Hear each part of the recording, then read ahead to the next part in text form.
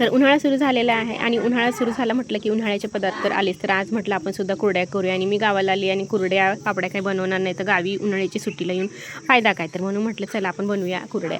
तर कुरड्या बनवण्यासाठी मम्मीने काय केलं, पहिल्यांदा 4 किलो म्हणजेच ऑलमोस्ट 2 शेरापर्यंत तिने गहू भिजत घातले होते. ते 4 दिवस भिजवले. 4 दिवस भिजवताना एक लक्षात घ्यायचं आहे की आपल्याला कमीत कमी दिवसातून एकदा तरी त्याच्यातून पाणी बदलायचं आहे, म्हणजे स्वच्छ धुवून घ्यायचे.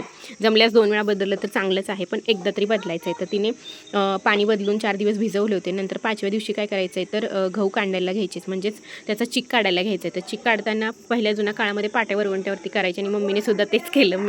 आम्ही तिला म्हटलं नाही आता आपण नवीन ट्रिक ट्राय करूया, आपण मिक्सरमधून बारीक करून घेऊया, बघूया कसं होतंय. तर बघितलं तुम्ही मिक्सरमधून एकदम काम फास्ट झालं आणि इथे सर्व चिक काढून झाला. तर मग हा चिक एक रात्रीसाठी ठेवायचा आणि दुसऱ्या दिवशी सकाळी त्याच्यावरती जेवढं पण पाणी आलेलं आहे तेवढं ओतून द्यायचं आहे.